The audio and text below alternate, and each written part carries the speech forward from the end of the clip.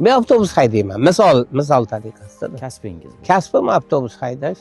O'zi filolog. O'zim filologman. Shu avtobusni misol uchun O'zbekistonda 1 million odam hayda olasligi mumkin. Misol tariqasida.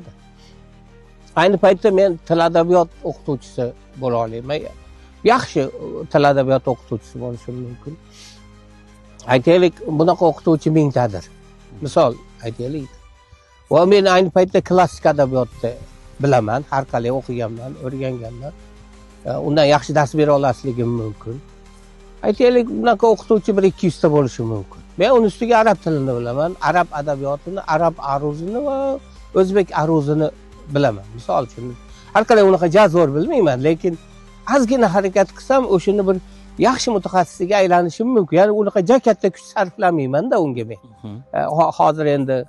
Hozir endi bir umumiy bilgan taqdirimda ham ozgina kuch sarflasam, uni yaxshi bilimdoniga aylanishim mumkin.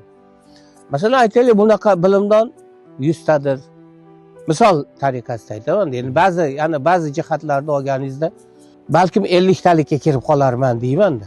Lekin endi o'zingiz o'ylab ko'ring, 50 tadan bitta bo'lgan qayerda-yu, 1 milliontadan bitta bo'lgan qayerda.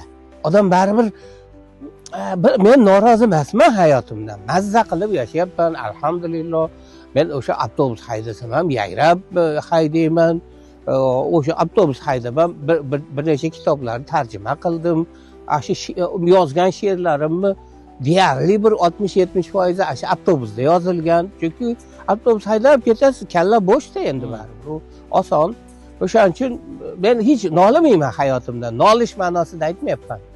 Lekin endi baribir 50 tani bittasi bo'lib qilsam, misol uchun men qancha o'quvchilar bo'lishi mumkin, men universitetda dars berishim mumkin, dars berishni juda yaxshi ko'raman. Qanchasiga yo'l yo'riq ko'rsatishim mumkin, mana sohada ish qilaylik deyish mumkin. Endi o'sha ishlarning hammasidan mahrumman-da. Asheri sal siqadi odam.